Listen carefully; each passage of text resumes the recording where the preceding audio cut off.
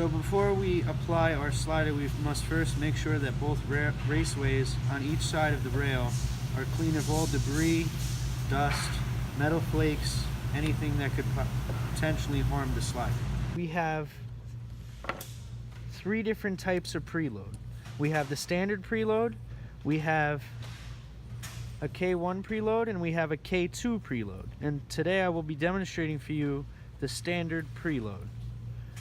On the CSW slider, which has external wipers that go on the end, and then also the NTE, which has grease fittings where you can grease it.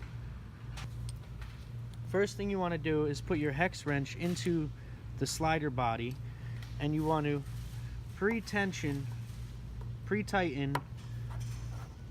the hex screw on top, just to make sure that your roller is not far away from your slider, because if you try and put the tension from the slider to the rail with the screw loose, it will not tighten down. It will just keep moving on you, so you have to be sure that you pre-tighten your loose screw, and then just half a turn to the left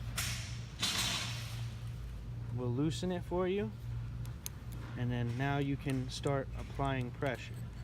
Now you can either go all the way left or all the way right until you finally feel the slider tighten up to the rail.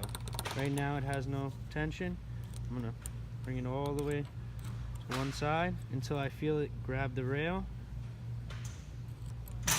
Then I'll tighten down my hex screw.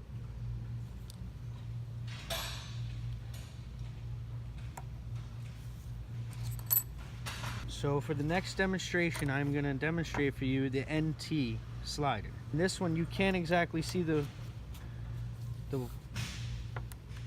roller bearings from the top inside the rails. So you have to flip it over and look through these holes right here and take a look to where you can see it actually move. Now when you have to put your hex wrench, and you have to pre-tension your slider.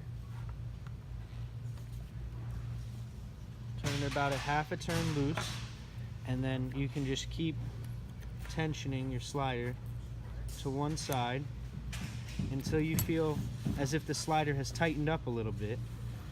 And then you've reached your standard tension, and then what you have to do is you have to come up here and look through each one of these holes.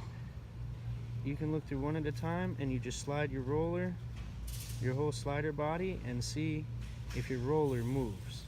Now if all your rollers move, then you know you have tension